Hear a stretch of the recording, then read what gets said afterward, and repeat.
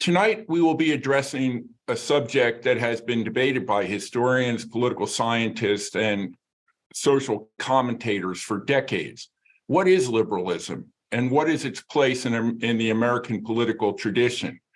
Is it a philosophical worldview, a collection of core values, a program for political action, some combination of those, or something else altogether? Many scholars have located the heyday of American liberalism in the early Cold War years. Those same scholars date liberalism's time of death on the coroner's report as the 1980s. Others claim that liberalism was only stunned, after which it was locked in the attic by members of the Democratic Leadership Council. One thing is certain, since the 1980s, liberalism has become a term of opprobrium in political discourse. Over the last 40 years, Democratic politicians have turned into verbal contortionists to avoid being tagged as liberals. And it's not just the politicians. A recent Gallup poll found that only 54% of Democrats identified as liberals, whereas 72% of Republicans identified as conservatives. As it turns out, some of liberalism's fiercest critics are to the left of liberals on the political spectrum. Republicans are comfortable using liberal as a term of derision, but progressives and social democrats feel the need to get more creative when denouncing liberals. Several of their favorite terms are Cold War liberal, corporate liberal, and neoliberal. Their most recently coined epithet for liberals is reactionary centrists. Okay, way to talk. If this seems complicated, that's because it is. Fortunately for us, we have three highly accomplished scholars to sort it all out for us. I will introduce them in the order they will be speaking, and then they will take your questions. You can submit your questions anytime to the Q&A section during the presentations. Kevin Fox and I will do our best to make sure we get to as many of your questions as we can in the time permitted. Our first presenter is Helena Rosenblatt. Dr. Rosenblatt is Distinguished Professor of History, Political Science, and French at the Graduate Center of the City University of New York. She is the author of several books on liberalism, the most recent of which is A Lost History of Liberalism from Ancient Rome to the 21st Century, which was published in 2018. Next will be David Greenberg. Dr. Greenberg is a professor of history at Rutgers University. He's currently at work on a biography of Congressman John Lewis. He is the author or editor of several books on American history, including Nixon's Shadow, The History of an Image, and also Republic of Spin, an Inside History of the American Presidency. Our third presenter is Nicole Hemmer. Dr. Hemmer is an associate professor of history and director of the Carolyn T. and Robert M. Rogers Center for the American Presidency at Vanderbilt University. She is the author of Partisans, the Conservative Revolutionaries who Remade American Politics in the 1920s and 1990s, I beg your pardon, which was published last year, and Messengers of the Right, Conservative Media and the Transformation of American Politics. He's also a regular commentator on US politics and is currently a columnist at CNN. So without further ado, we'll turn things over to Dr. Rosenblatt.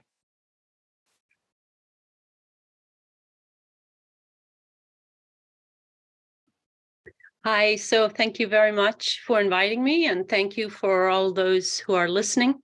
And my co-panelists, I'm delighted to meet you and talk about this very important and rather distressing subject. The fact that at the very time that liberal democracy is under attack around the world and perhaps endangered even in America, that the politics of spin and partisanship seem to be at an all-time high.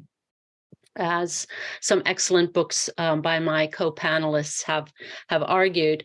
I am here to offer some historical perspective on this question of liberalism becoming a term of opprobrium, as Marc just said, because the politics of spin and partisanship are nothing new. They have long histories. And I would say that the French Revolution actually is a key moment in that history. It might surprise some of our listeners to know that liberalism, the word liberalism, was first coined in and around 1813. And it was actually invented by enemies of liberalism, who used the word to denigrate and even vilify, demonize liberals. So this attack on liberalism and vilifying, using the word in this way, is part of liberalism's history. Using the media is also nothing new, to spew hatred and spread spin. What is new, I would say, today is the technology that we have, which amplifies and accelerates extremist views and spread insult and misinformation. The challenge for us today, then, it seems to somehow regulate social media in particular, without jeopardizing the core values that we all believe in so much, namely the core values of liberalism, I should say, which are free speech and press. In my recent book, The Lost History of Liberalism, I trace the word liberal from ancient Rome until today. And I show that the word first had a very positive connotation and referred to the noble qualities of the ideal citizen. To be liberal meant to be freedom-loving, but also generous, to put the common good before and above one's private interests. Over time, the meaning of the word was socialized, so that even a society or a country could be liberal if it was tolerant. And that's how George Washington, for example, used the word. And then towards the French Revolution, the period late 18th century, it became politicized and used in a clearly political sense, to refer to a number of principles that I will mention in a minute. The word liberalism did not yet exist, but the French Revolution, which broke out in 1789, saw the emergence of something people began to call the Liberal Party, composed of people who espoused what were called at that point liberal principles. What were they? What were liberal principles? In the late 18th century, liberals wanted to replace the absolute monarchy, that was supposedly ruling by divine right, and a system based on inherited noble privilege, also supposedly willed by God. And they wanted to replace these with civil equality, constitutional government, representative constitutional government, safeguarding a certain amount of freedoms, freedom of religion, freedom of speech and press, and property rights were also guaranteed. But these liberals were immediately attacked by counter-revolutionaries, and what came to be called the Throne and Altar Alliance launched a fierce campaign using all the media at their disposal to weaken liberals, to humiliate them, and yes, to make them untrustworthy and unelectable in the eyes of the public. In fact, it's quite astonishing to see how similar the attacks of today's far right are to those of the 19th century, when liberals were routinely and vituperatively accused of destroying religion, the community, the family, in fact, all morality. But let me stop here just for a minute and talk about something else that's important, and that's public opinion. Both sides, liberals and their enemies, appeal to public opinion through the media. But what media are we talking about in the 18th century? We didn't have, obviously, you didn't have internet, you didn't have TV, no radio, you didn't even really have political parties yet. In France, in the late 18th century, well into the French Revolution, you didn't have freedom of the press. And the right to discuss politics and distribute political news belonged exclusively to the king. But that doesn't mean that there wasn't a media. In fact, the French Revolution was preceded by the media, a veritable explosion of media, a revolution in media during the Enlightenment, and many people have written about this. The French Revolution and this media revolution are no doubt related. Might want to ask, can there be political revolution? Can there even be a politics without a vibrant communication network? I don't think so. What kind of media existed in the 18th century? Ever since the appearance of Jürgen Habermas's book, The Structural Transformation of the Public Sphere, especially after it was translated to English in 1989, Anglophone historians have uncovered spaces of communication where ideas, many of them critical of the socio-political system of the old regime, where these ideas were exchanged and debated. And how did these ideas circulate? Some time ago, the cultural historian Robert Darnton produced a diagram, actually, of a communication circuit that included cafes, taverns, markets, salons, printing shops, bookstores, libraries, reading groups, even songs and poems, posters, lawyers' briefs, letters, manuscripts that were spreading news.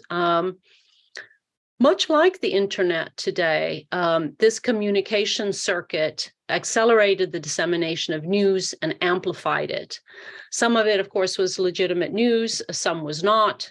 There was much gossip, some of it true, and much of it untrue. The melding of news and political critique with entertainment is also not new.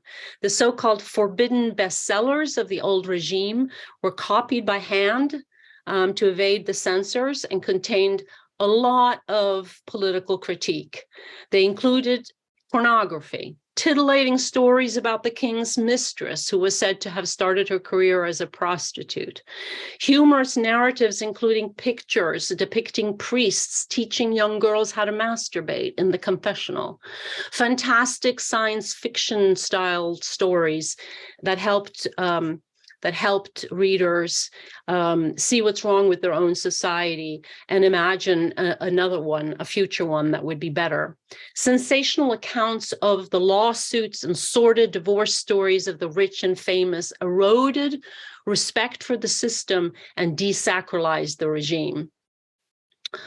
As tensions rose in the years immediately preceding the revolution, for a number of reasons, including poor harvests, rising bread prices, and a serious debt crisis, communication naturally became more political, or it acquired more overtly political overtones. When bread prices rose, and with them the threat of starvation, conspiracy theories spread like wildfire, even causing rebellion in some places.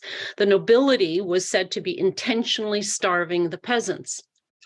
Only one of the fantastic rumors that spread during this period was that Louis XV had leprosy, and that this required him to take baths in the blood of children, and that the police were picking up children in the streets of Paris.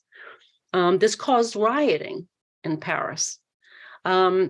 One rumor that played a direct role in triggering the outbreak of the revolution was the rumor according to which Louis XVI was calling troops to Paris in order to have them open fire on citizens.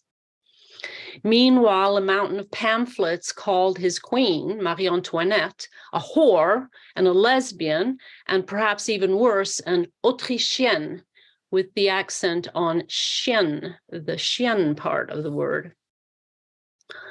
Novels were also vehicles for political satire and could be both humorous and quite vicious.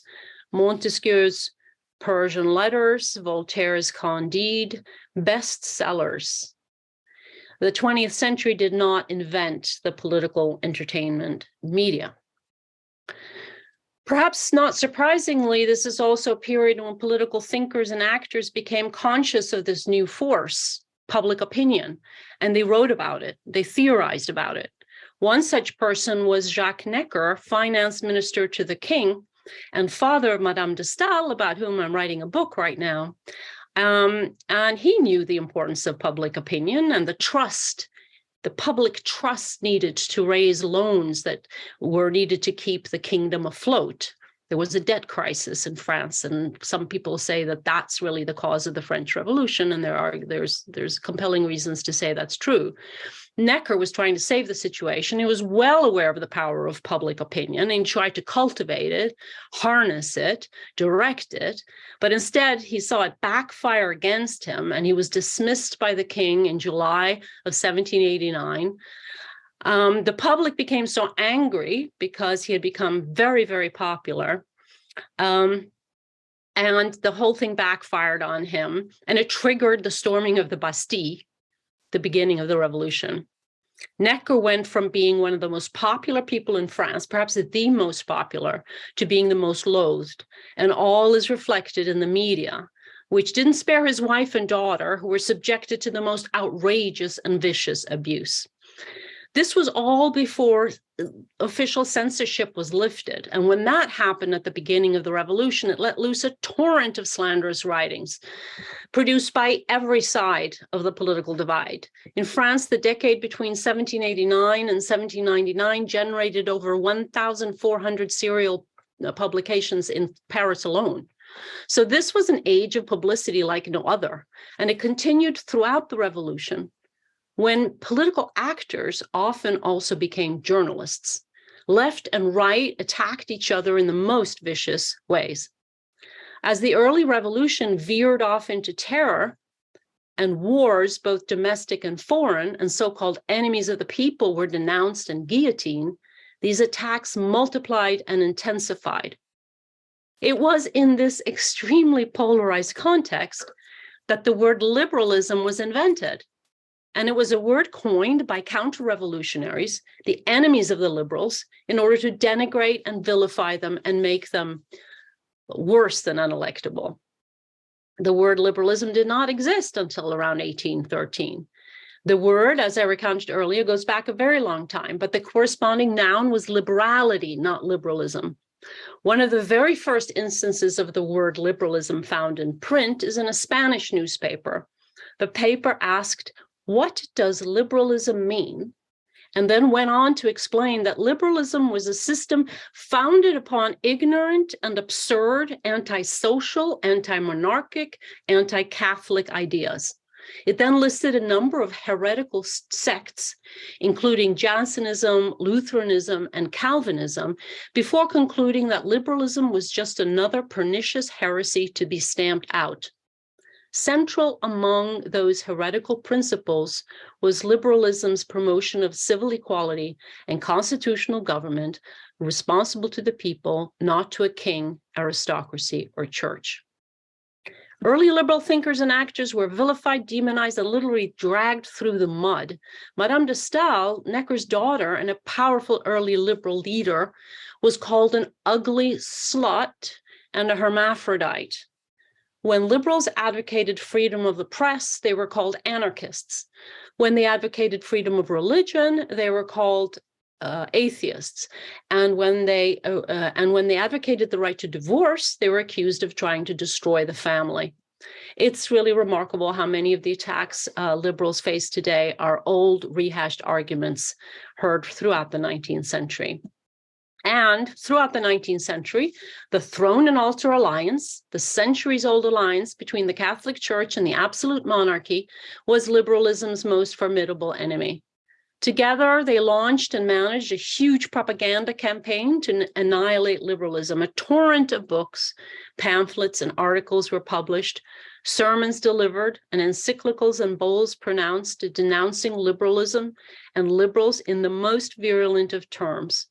Liberalism was called an influenza, a moral plague, the very principle of Satan. Those who propagated it were called satanic, demonic, and perverse. Those who advocated it, their adversaries said, were bent on sowing discord and anarchy. They hated God.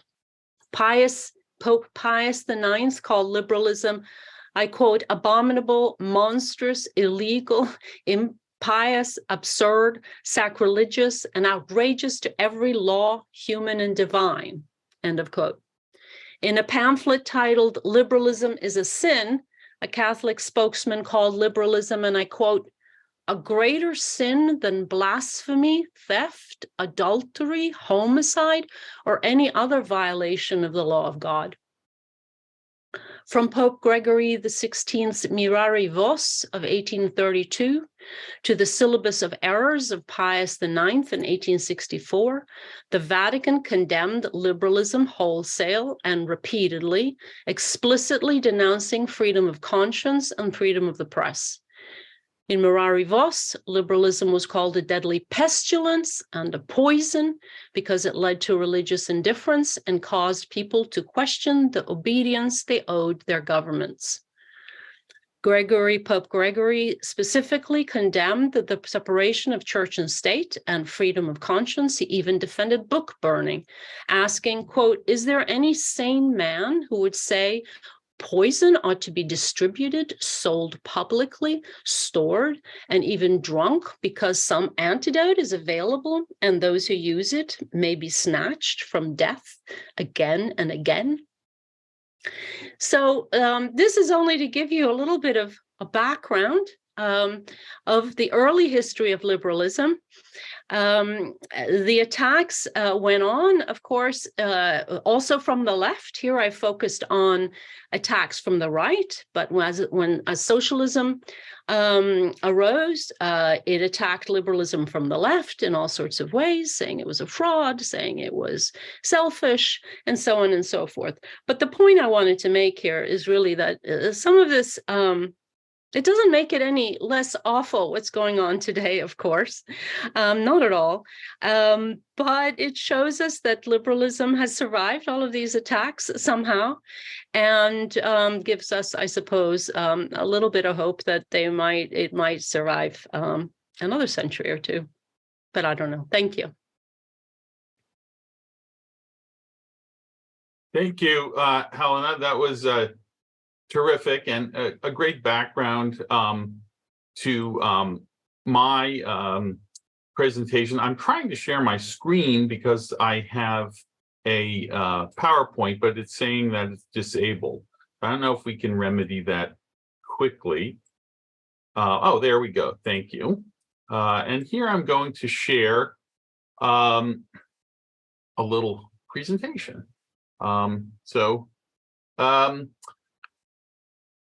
This is what I'm calling the paradox of American liberalism, which is that it is, under attack at the moment. It is also in some ways so ubiquitous. We've talked about definitions, so I'm going to start here. I won't read the whole thing. You can scan it with a definition I rather like from Paul Starr, sociologist at Princeton, who's written a book about liberalism and much else. This is from a 2012 kind of encyclopedia entry he did.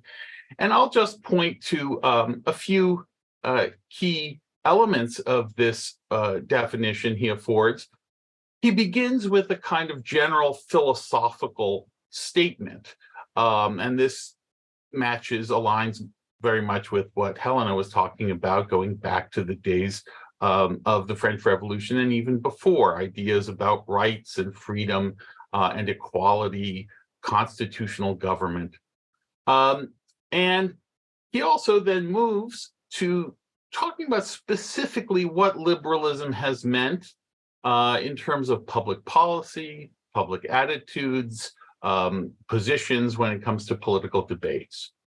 And then you'll also see that if we focus on this broader philosophical understanding of liberalism, you'll see that Paul Starr writes, in that general sense, the liberal tradition encompasses most American conservatives as well as liberals.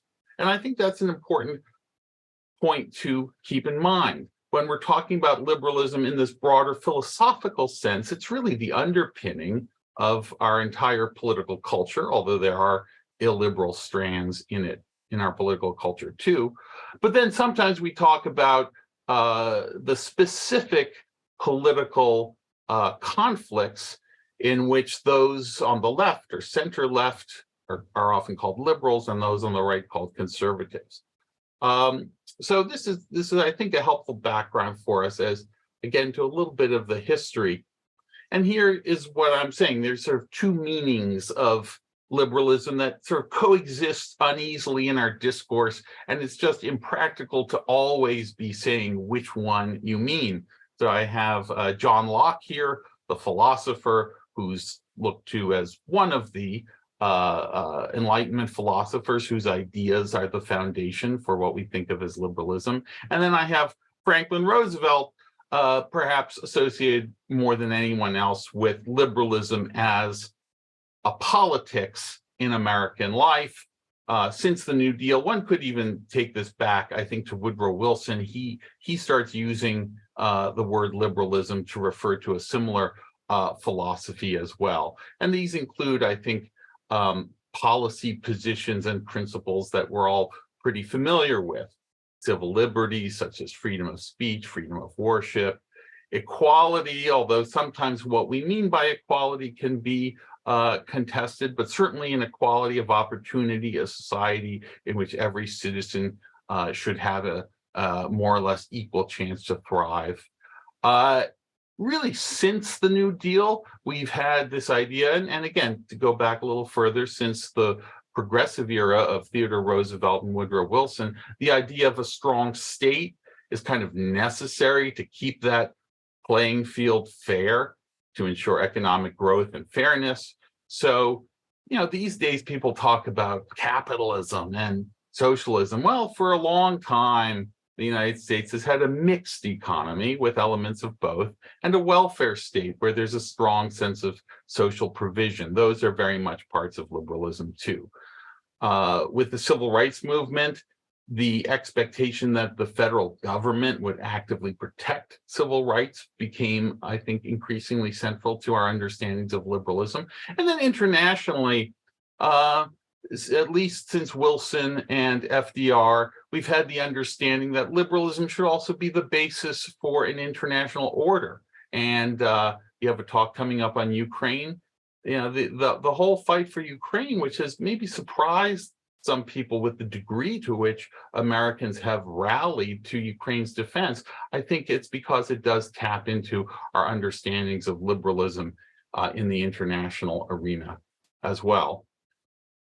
So this will tell you a little bit of the 20th century, maybe heyday of liberalism, a time when liberalism was the dominant political tradition. Again, we should never deceive ourselves to think it was the only political tradition, and both radical philosophies, socialism, were always much more present than people tend to realize, as were conservative traditional philosophies as well. But liberalism was also, as Marc referred to in his opening remarks, a term that everybody starts using. So in the 40s and 50s, you have even people like Herbert Hoover, people like Joe McCarthy, referring them to themselves as liberal. Liberal is kind of seen as the dominant tendency in American political life. David, your screen is frozen on the first slide. The PowerPoint. Sorry. All right. Is that working? Or no? You're still on the first one? We are. Oh. Well, let's see. I can do this. There we go. There we go. All right. Maybe you can see my whole We got it now. PowerPoint apparatus, but I'm gonna leave it this way because at least I can advance the Sure. panels this way. So I'll just go back to show you. Here's the first. This was the Paul Starr definition. Here I've got Locke and FDR. Here we progress through the 20th century, progressive era, New Deal, World War II and the Cold War, both great moments of triumph of liberalism.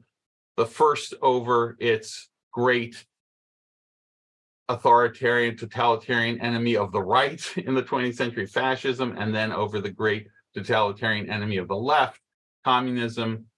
The new frontier in great society, we greatly expand liberalism, perhaps the high watermark of liberalism in the 20th century. And then I would argue, even though we have had a much more robust conservative movement following from the 1960s, we still see under Democratic presidents and even sometimes under Republican presidents, the expansion of rights, the expansion of regulations, the expansion of social benefits, not maybe with the same great pace that we see either under the New Deal or the Great Society, but nonetheless, it progresses. Starting in the 60s, we have attacks on liberalism from both the left and the right. The new left is a term we give to some of the radical movements that emerged in the 60s. Now, the early new left might be called, as Kevin Mattson has called it, radical liberals. That is, it's still within the family of liberal values. But starting later in the 1960s, 65, 68, somewhere in there, you start seeing really an open disregard and contempt for the norms and institutions and beliefs and principles of liberalism. Violence becomes much more fashionable and defended as a means to bring about political change. There's a notion that the justice system, the political system, these are shams. These are simply masks for power, that liberals really are nothing but authoritarians in the clothing of the bourgeoisie or something to that effect. But the new left is relatively short-lived in this kind of violent, militantly anti-liberal phase. Much more enduring coming out of the 1960s is the conservative critique. And of course, there's a whole political program here that goes against all kinds of liberal policies on taxation, on the Vietnam War, on race and civil rights. I'm focusing here in this little slide on the language, which I think is part of our charge here today. President Nixon and his Vice President Spiro Agnew were really the first ones to try to tarnish the term liberalism, which, as I said, just a decade or so before was used in a positive sense by many people on the right. Not the far right, but the moderate conservative right. Agnew, and it was probably his speechwriter, Pat Buchanan, who came up with this today kind of silly sounding term, radiclibs, merging radicals and liberals, because it was a time when many liberals were flirting with some of these more radical positions put forward by the new left. But this attack on liberalism, the attempt to make it again a dirty word, as we learned from Dr. Rosenblatt, it had been at one point in the past, really continues apace in the 70s and 80s. And for my generation, we remember well the attacks by George Bush Sr. in the 1988 campaign, who really was merciless in going after Michael Dukakis.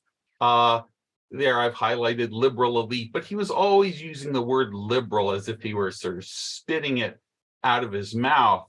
And the notion that liberals are a cultural elite out of touch with the average citizen, and perhaps even worse, betraying the average citizen, the working citizen, for their own gain, that they belong to a kind of elite coddled class. In the 1988 campaign, liberalism had become such a dirty word that an assemblage of illustrious intellectuals and political leaders here took an ad in the New York Times reaffirming the importance of liberalism, its tradition, its meaning, its value. Again, I won't read you the whole ad here, but I remember seeing this and sort of, offering a private cheer when I opened up my New York Times as a college student to find this posted in there one day during the fall of 1988. Alas, it didn't do much to restore liberalism as a word, but I think what happened is people just started using the word progressive instead. It was assumed liberalism wasn't going to work, and so Bill Clinton, when he runs for office, his think tank that supports his policy shop is the Progressive Policy Institute. Progressive just becomes the word we use. Now, recently, the last 6, 7, 8 years, progressive has come to mean something more like it did under Henry Wallace, something to the left of liberalism. And that's another conversation to have. All these words are somewhat fluid in their meaning. They're in some sense fixed, but they're in some sense fluid. And so progressive, which used to be used kind of interchangeably with liberal, I would say a lot of progressives today are hostile to liberalism, although they may say they're hostile to Cold War liberalism or neoliberalism, but they're hostile to liberalism. So to conclude with today, I see something different happening today from what we saw happening in the Nixon and Reagan years, right? They certainly, the conservatives in those years were successful in making the word liberalism taboo. They certainly were successful in gaining a hearing and often gaining power for the conservative movement, and to some degree were able to arrest or even somewhat dismantle liberal policies. And then I think kind of from the Reagan era, or after the Reagan era, in the Clinton years, Obama, we've had this kind of tug of war. We've had sort of this trench warfare. Unlike a lot of people, I don't see the Clinton and Obama years as a retreat from liberalism. I think, on the contrary, it was a restoration of liberalism as a governing philosophy. Again, they did not necessarily use the term very much. But I think what we're seeing today is not just that attack on liberalism as a politics, but an attack on that other form of liberalism, the Lockean liberalism, the fundamental tenets of American society that at one point, at least, many Republicans would have endorsed. Again, we're seeing it from both left and right, both of which sort of see the institutions, the traditions, the norms, the rules that we've collectively abided by, more or less, for much of the 20th century, as worth tearing down. And that is new and different. I mean, there was some pretty revolutionary rhetoric coming out of Reagan, but in the end, it wasn't about tearing it down.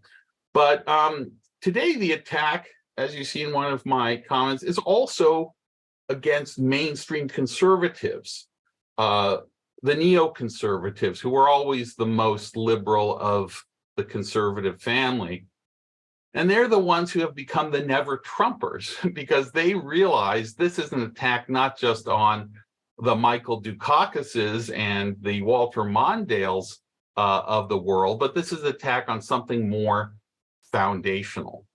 And because these ideas are foundational to democracy, free speech, objectivity in journalism, due process when it comes to getting people fired or losing their jobs, a general sense of fair play, I think it's partly why we feel this much greater sense of threat, of danger, of uncertainty of what's around the corner.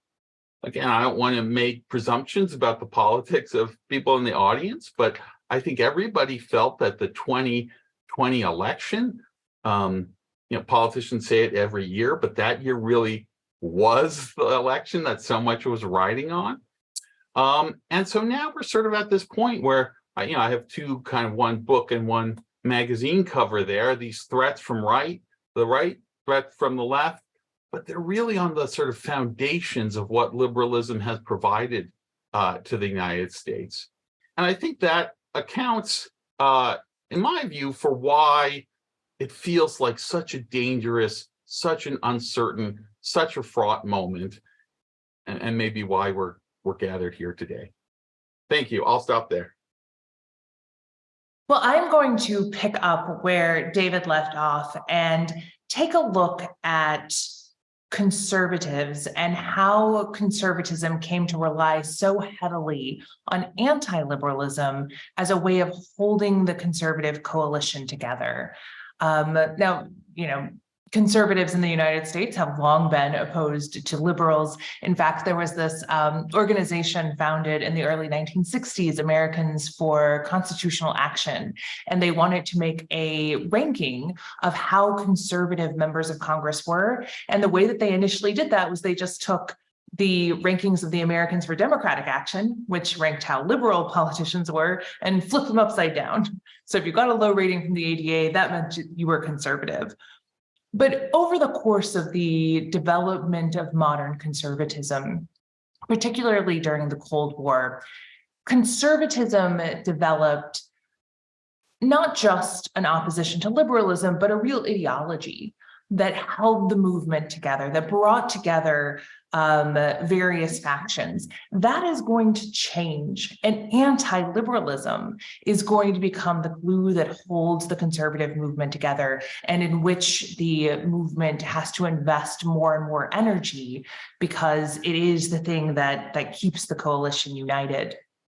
I'm going to talk today about how that emerges in the 1990s and look at three factors that cause the right to become much more dependent on anti-liberalism as a defining feature of conservatism. One of these is the end of the Cold War, which is going to fundamentally change the ideology of the conservative movement. The second is the partisan sort, the shifting of the parties from being of mixed ideologies, having liberal Republicans and conservative Republicans, and liberal Democrats and conservative Democrats, and instead having one party that is mostly liberals and one party that is mostly conservatives. And then I'm going to talk about the rise of right-wing media, which is going to be kind of the superheater that is making this anti-liberalism so not only important to Republican and conservative politics, but at times as vicious as we have sometimes seen it be. So let me start with the end of the Cold War, because this is really important for understanding the changes to the conservative coalition and their relationship to liberalism in the 1990s. Because during the Cold War period, conservatives developed an ideology that brought together traditionalist conservatives and libertarians who were united in their shared opposition and antipathy to communism, and their shared belief that liberals were sort of part of a slippery slope towards socialism and then communism.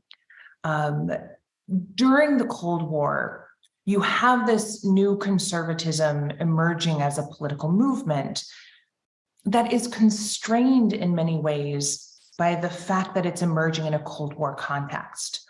What that means is that conservatives during the Cold War found it necessary to reaffirm the tenets of that philosophical liberalism that David was talking about.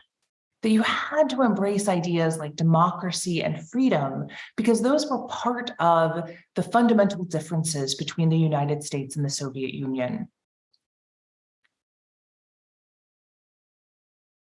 the end of the Cold War does away with a lot of that. It means that anti-communism isn't necessarily as strong of a glue for the conservative coalition.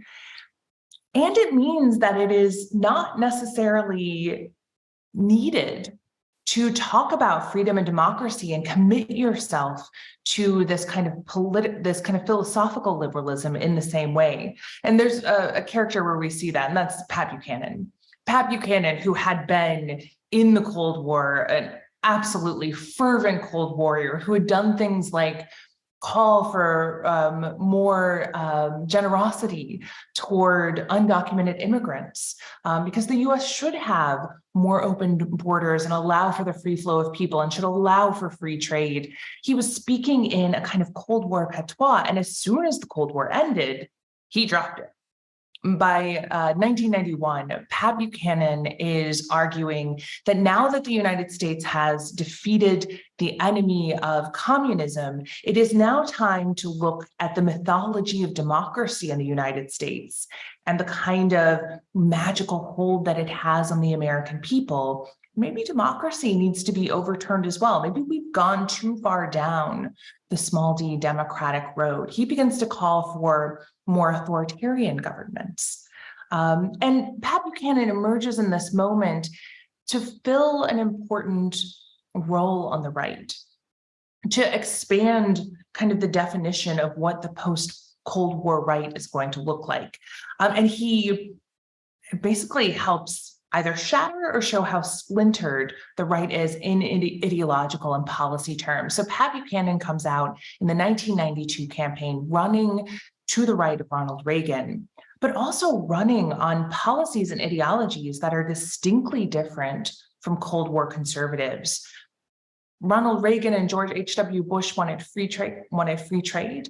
Pat Buchanan is running against the North America Free Trade Agreement. Ronald Reagan had continued to support more open immigration with the immigration reform of 1986. Pat Buchanan goes down in 1992 to the southern border and starts calling for the Buchanan Fence, which is an early version of the border wall. Ronald Reagan was involved in the world and encouraged engagement in foreign relations with other countries. Pat Buchanan calls for America first and for a kind of fortress America retreat from the world. And whereas Ronald Reagan was kind of movement conservative, Pat Buchanan becomes a more heterodox right-wing populist. And he represents an important part of the conservative coalition after the Cold War, which means that there isn't necessarily an ideology or a set of shared policies that is holding the conservative coalition together anymore. What is increasingly holding the conservative coalition together is their antipathy toward liberals. This is most visible during the 1990s and the attacks on the Clinton administration. You're going to see it again in the Obama administration. You actually see it, as David was talking about, in the kind of opposition to George W. Bush, that there are some fights that emerge during Republican presidencies that show some of the weaknesses of this new conservative coalition.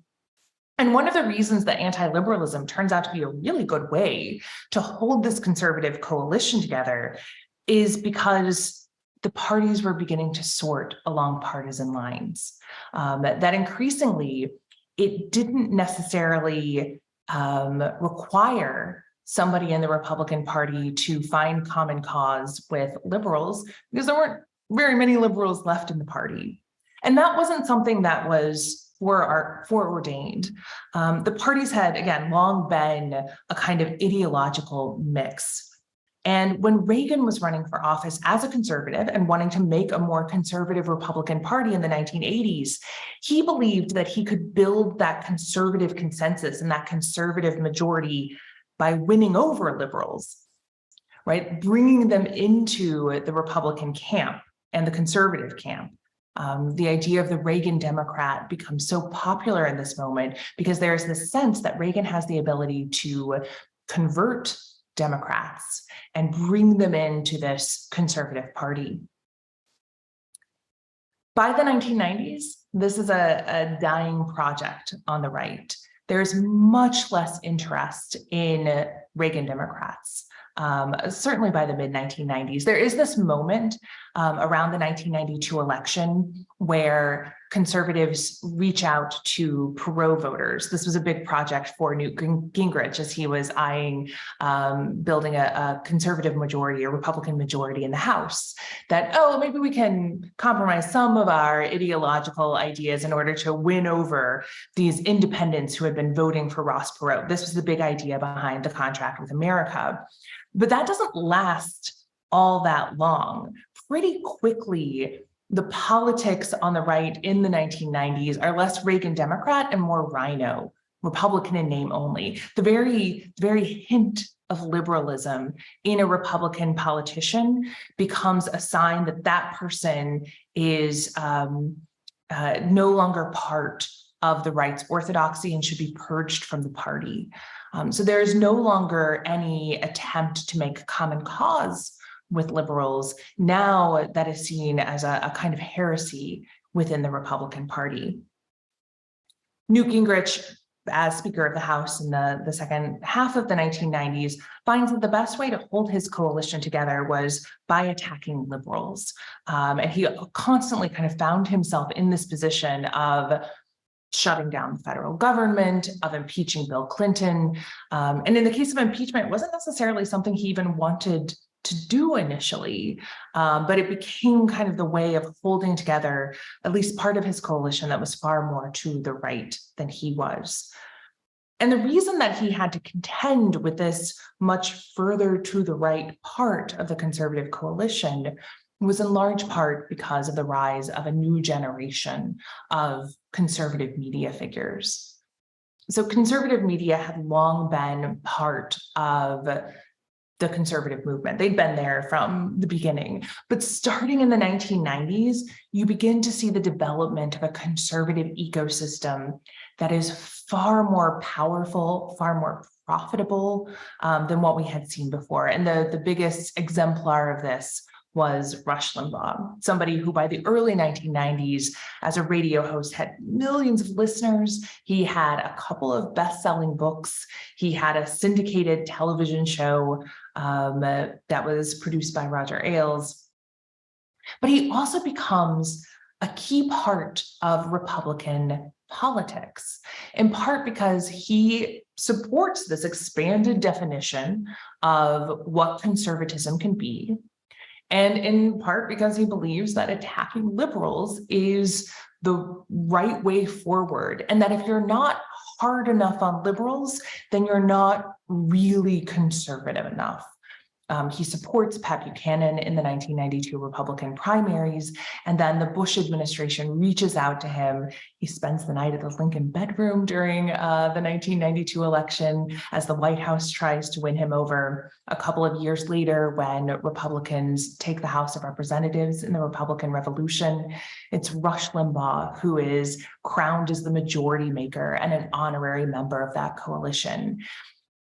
And I tell that part of the story because I think it is important to understand how powerful conservative media was becoming, because it was a particular source of the kind of trigger the lib politics that we now know so well as part of the political landscape.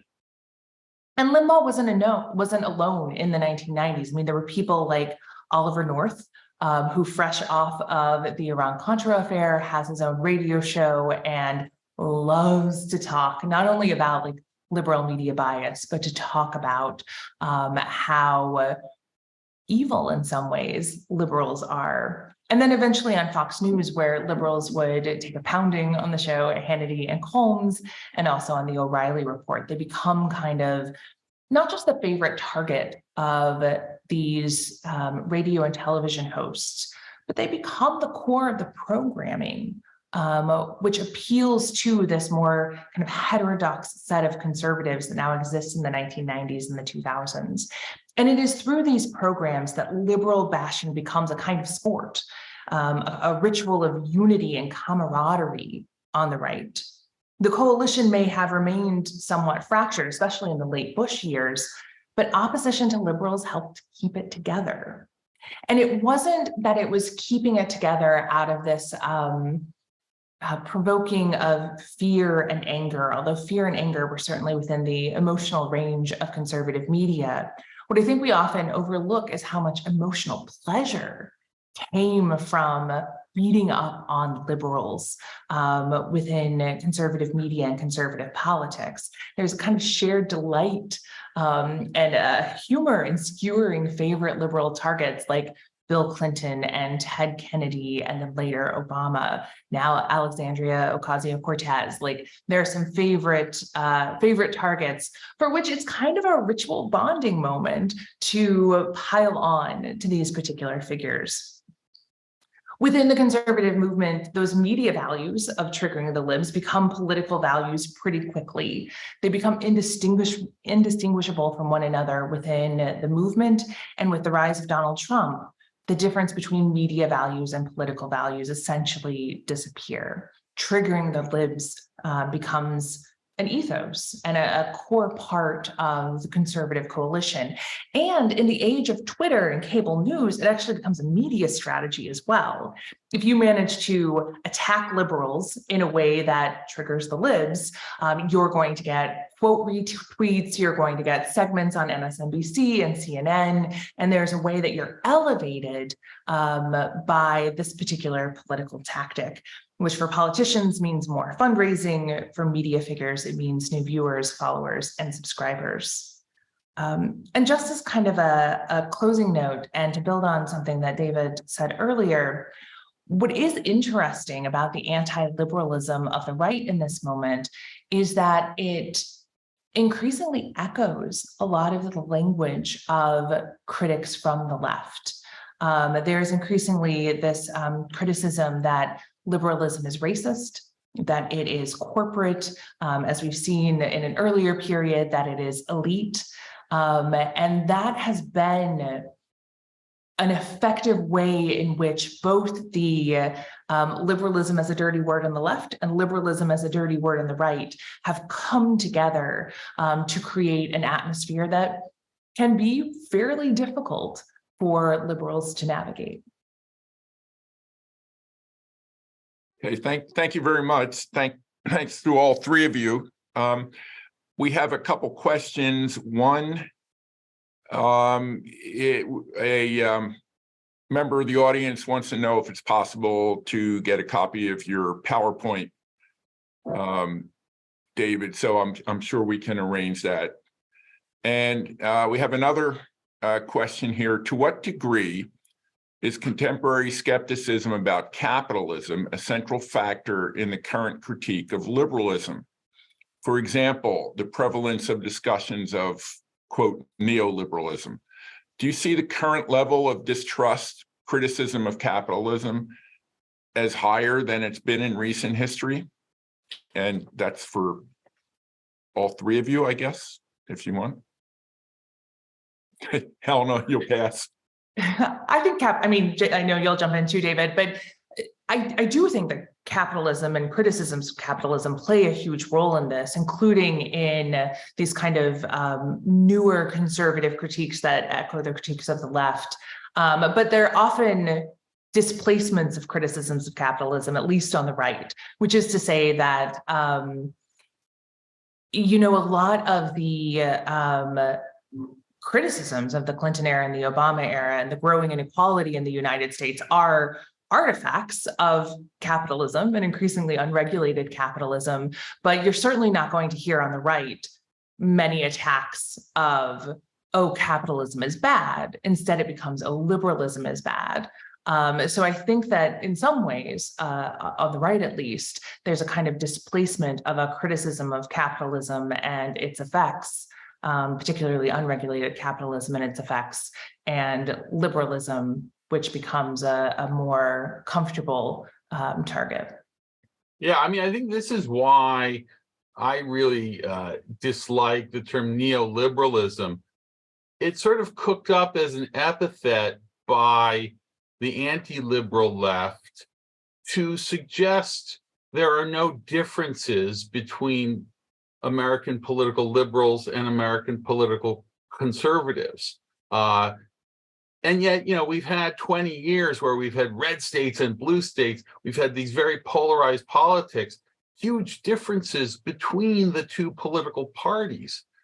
And yet the purveyors of the term neoliberalism, which so far as I can tell, they kind of mean capitalism in an age of globalization, would have you believe that those distinctions, those differences between the parties don't really matter. And so it becomes a way of attacking liberals with the excesses of conservatism. I mean, what they really mean is free market conservatism, laissez-faire conservatism. But neoliberalism fuzzes this a lot. I do think on the left, we're seeing an attack on liberal political economy that's more intense than we have since that kind of brief period of the late 60s, early 70s. And I also agree with Nikki. We're seeing this somewhat on the right, a kind of, nationalism that is in some ways, I guess, maybe make certain anti-capitalist gestures. I don't think we're in a strongly capitalist country. We're in a mixed economy. We have been for 100 years. So it's odd to hear Nancy Pelosi saying, we're capitalists. She's only saying that because capitalism as a word is being thrown out there for attack. But we have a mixed economy. So maybe I will say a few words, and that is that what I'm seeing here is using the term liberalism, slipping and sliding a little bit, and meaning different things. And one of the things that has been, helped liberalism survive for all this time has been an ability to change and rearticulate its core principles over time as it confronted new problems. So early liberals were really about, establishing constitutional government and civil equality, the rule of law, and safeguarding a certain amount of rights. But as the context changed, as society changed, as you got industrialization and all the problems that involved, urbanization, but also pauperism in the cities, and so on, liberals, saw this, and being frankly quite practical minded, there was this new liberalism that was invented. It was called new liberalism by some. That said government needs to intervene, government need to uphold the liberal principles of equality, of fairness, of opportunity. The government needs to regulate. We need to have some factory laws and so on, some distribution of and taxation changes and so on. And this eventually became, what John Dewey talks about as two streams of liberalism. One which reacted to this new liberalism and said, we need to deregulate even more. We haven't seen free markets yet. We need to go even more in that direction. And the others who said, no, government intervention is the way to go. So today we have conservatives when they, you can talk about libertarians today, and I have friends among libertarians who say, we're classical liberals. The liberals, the big government liberals, the Democratic Party liberals are not the true liberals. We're the orthodox liberals. And that's where, it kind of gets jumbled a little bit, the language. And I agree with you, David. I don't like neoliberalism. It's just become like another one kind of smear word that, right. So I just wanted to say that. Well, thank you. I have a question for you, and it concerns the connection between liberalism and the Cold War. Nikki, you mentioned the importance of the Cold War as a glue for conservatives, and David, you made a reference to the Cold War, and you held up the reaffirmation of principle. There's that long list of signatures on there, and people might be surprised, or maybe not, to find that some of the people who signed were Robert McNamara, McGeorge Bundy, George Kennan, Yeah. architects of the Cold War. And of course, in the case of Bundy and McNamara, the Vietnam War as well. What's the connection between liberalism and the Cold War? Well, I think Nikki captured that anti-communism is a fundamentally liberal philosophy. Communism is a tyrannical, totalitarian regime.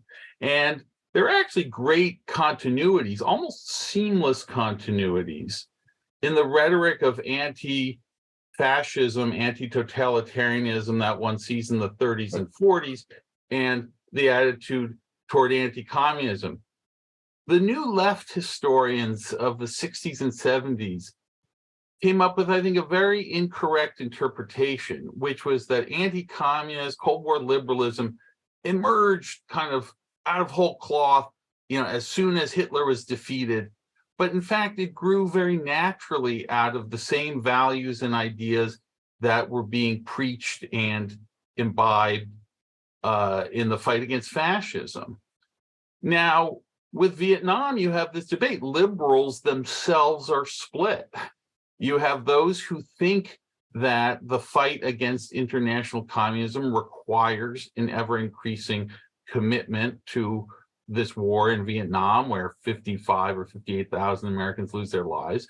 And you have other liberals who, maybe still believe in, that the Soviet Union is an evil empire, for lack of a better term, but who don't see that as being relevant to the practical decision as to whether we should be in Vietnam. And it completely, of course, as we know, divides the Democratic Party. So I think liberalism's relationship to the Vietnam War is a very important moment in that, for some, liberalism gets discredited because liberals led us into the war. And for others, liberalism gets discredited because they're the peaceniks who want America to retreat from global leadership and no longer carry the banner of anti-communism. So it really is a defining moment. I would also just add on to that like with conservatism, liberalism is constrained by the Cold War. The sort of range of political options, who's in, who's out, the kinds of arguments that you can make are shunted in a particular direction because of what's kind of made off limits by the Cold War. And so that is going to shape what Cold War liberalism looks like. And I think it sets up the split that David's talking about that happens in the late 1960s between, I don't want to put words in your mouth, David, but between liberals who accepted those constraints and those who didn't. Yeah, I could add also a few words on that because I agree Cold War was so very, very important. And I think to a kind of rearticulation of liberalism as so very much about individual rights and so very much about property rights in a way to show that America is different. We're not on the slippery slope to socialism that Hayek was saying about we are different, we are for individual rights, we are for property rights. Of course, this was always part of liberalism, but I think it got emphasized like never before. And David, you said something very interesting about philosophy and politics, but I think one keeps inspiring the other in a sense. But over time, policies get rethought and redesigned as the situation changes. Oh, and by the way, one other interesting thing is that in this Cold War period then, actually between the wars, is when Locke becomes a founding father of liberalism. Right. And I think it's a certain reading of Locke, of course. It's the Locke of property rights and so on. And that's when you start hearing that John Locke is, and the founder of Anglo-American liberalism, what we're fighting for in the world and what we stand for. Right. And in particular, I mean, in many works, but famously in Louis Hartz's work, who is a political scientist of the 1950s, who really sees this dominant liberal tradition, again, that encompasses what many people who would have identified as conservative. Yeah. Okay, thank you. We have a couple more questions here. Could the panelists talk about the death of liberalism, death in quotes, in contemporary European politics as a comparison? So Sure. I mean, that'll we ask you, have, Rich. oops, Yeah. oops. Go ahead.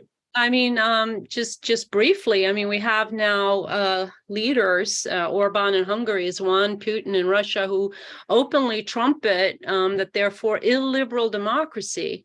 I mean, they are actually saying that it's possible to have an illiberal democracy. And we didn't have a chance to talk about this, and I don't think we have the time to talk about how these two, liberalism and democracy, are actually from the beginning have two separate traditions and only come together at a certain point in history, rather late actually.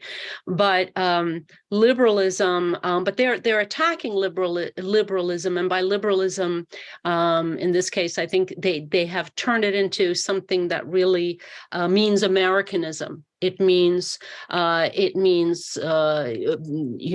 free open borders and letting immigrants come, transgender, homosexual rights, decline of the family, attacks on all these things that I was talking about.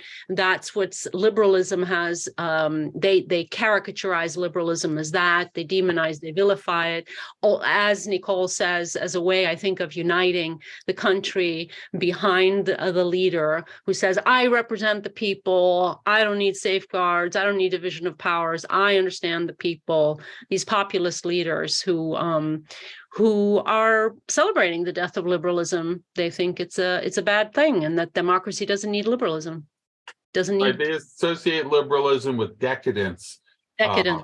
And Spiro Agnew, to go back to him, used the word effete, which sent Americans scrambling for their dictionaries, which means decadent. We've come to think of it as effeminate because it begins with the same three letters, and there's probably an intended sense, liberalism's not manly, it's not, strong.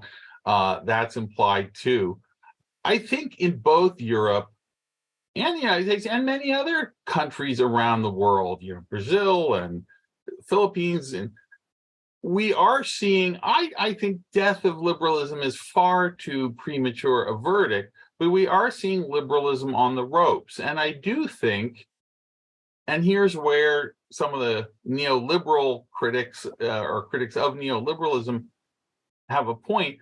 In the age of globalization, we have seen inequalities rise and instabilities, immigration, and all kinds of problems that have destabilized the institutions, including liberalism, of many of these countries. So I don't think, yes, we can see Hungary and Turkey, a few others that have really kind of visibly backslid from more liberal and more democratic regimes to less so.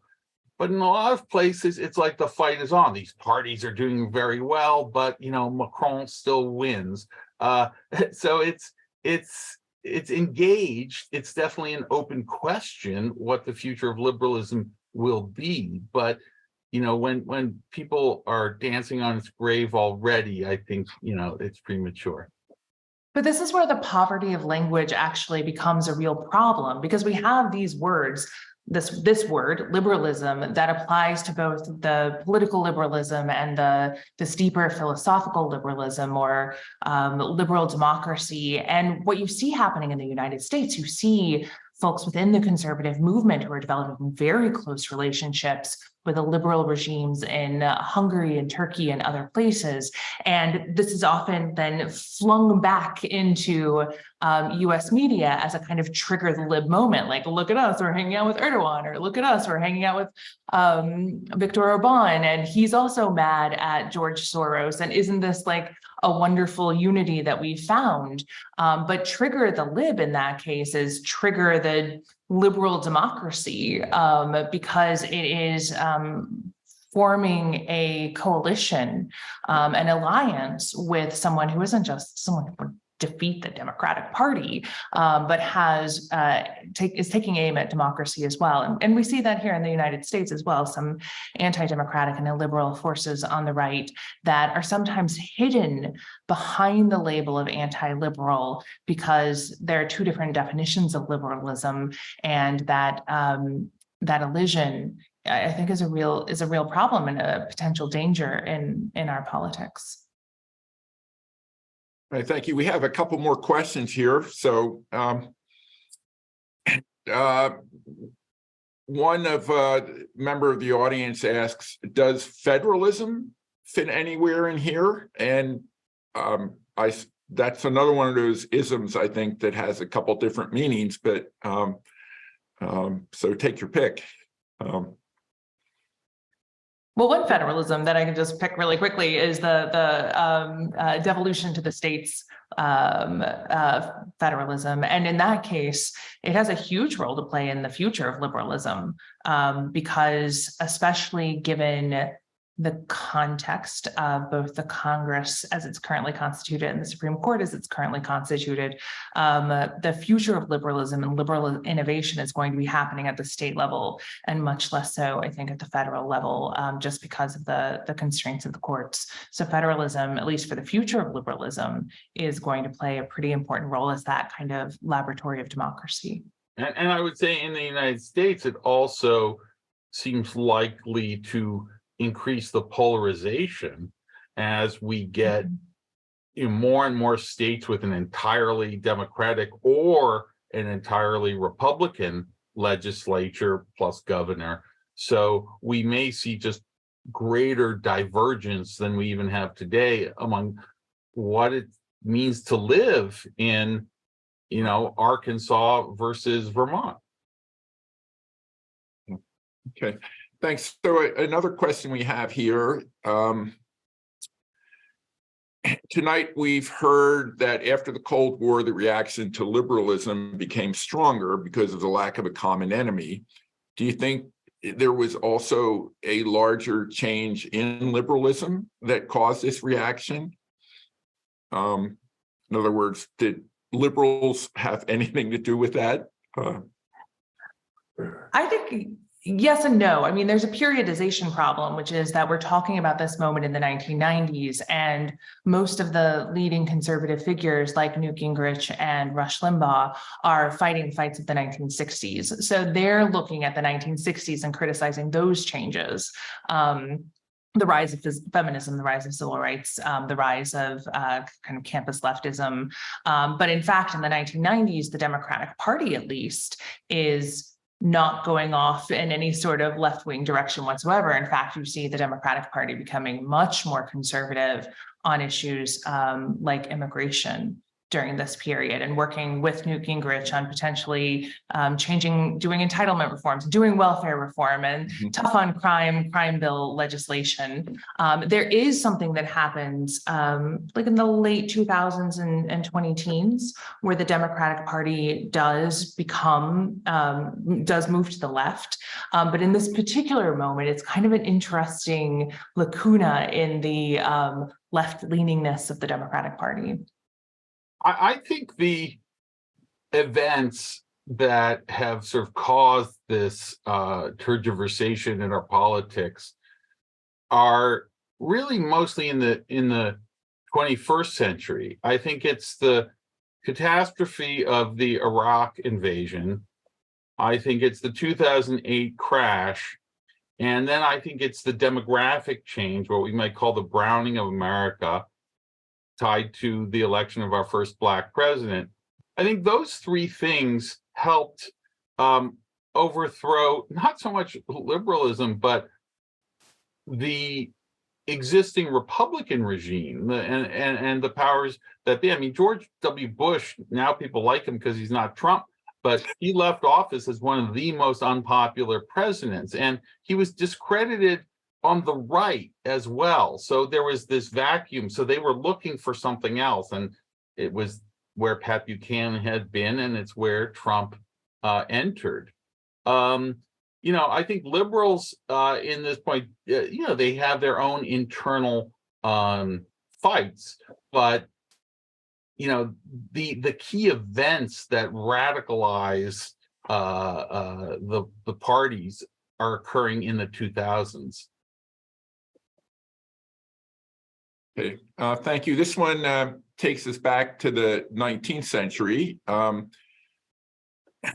Let's see, would you say that in the United States and the advanced European economies like United Kingdom, France, and Germany, the 19th or the 20th centuries were more accurately described as the age of liberalism, or do both centuries deserve the name equally? I'll take that one. This gets to an interesting question because in colloquial parlance in America, liberalism means sort of big government, or at least willingness for government to intervene, regulation, certain amount of income distribution. In Europe today and in most of the rest of the world, liberalism means small government, free markets, and so forth. So in that sense, if we talk about liberalism as that the small government version, then the 19th century is the age of liberalism. But if we're now talking about what we refer to today in America as the interventionist liberalism, I would say the 20th century is the age of liberalism. So this all has to do with what we mean by liberalism and understanding that the term changes meaning over time. And if I may say one more thing, is for liberalism to survive today, for liberal democracy to survive today, I think that liberalism again has to reinvent itself and come up with some new ideas. We have major problems that we're hearing about, but they're not really coming out with very good solutions to. Automation is going to put millions of people out of work. AI, the internet, social media, major problems. The environment, and we just don't see a vision and a willingness to come up with policies that reinterpret liberalism's core principles, but apply them today in a policy way. Anybody else? Right, that's a pretty comprehensive answer, but okay. Well, we have one more question. This is a contemporary one. Do you think that academia / university faculty, I think the questioner means you, broadly have become hostile to liberalism because of the general leftism of academia? Yeah, well, I'll say I'm a card-carrying, flaming liberal myself, and sometimes I find this sort of puts me on like the right edge of, discussions among my academic colleagues. And there's been some really interesting work done on this. Sam Abrams, a political scientist, has shown that something like, I forget the numbers, so I'm sort of half making this up, but in the 70s, academia or the humanities at least like 7-to-1 liberal to conservative. Today it's like 35-to-1.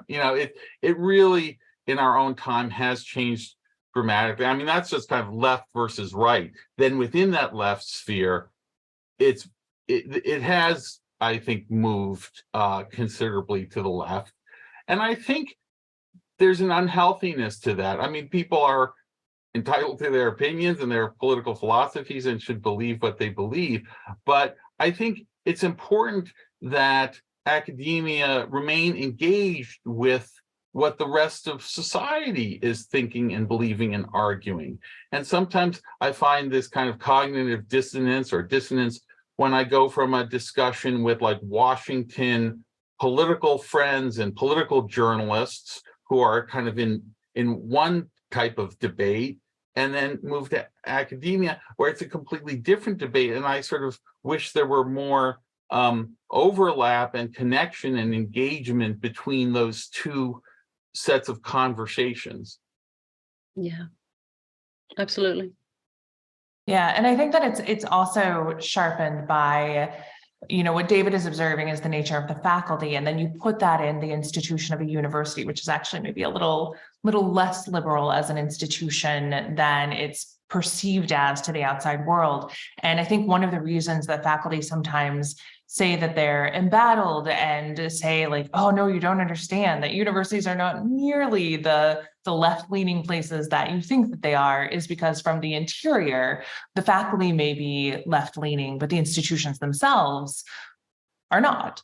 And so that fuels a lot of conflict in the university, but it also fuels what I think is sometimes a misunderstanding between faculty who don't see themselves as working in a left-leaning environment, and outsiders who are like, what are you talking about? Like, all of your faculty members are Democrats and to the left of kind of Democratic Party liberalism. So it's a meeting of misperceptions as well. Okay. Well, thank you all very much. I think we'll end on that note. And thanks to the members of our audience. And have a good rest of the evening.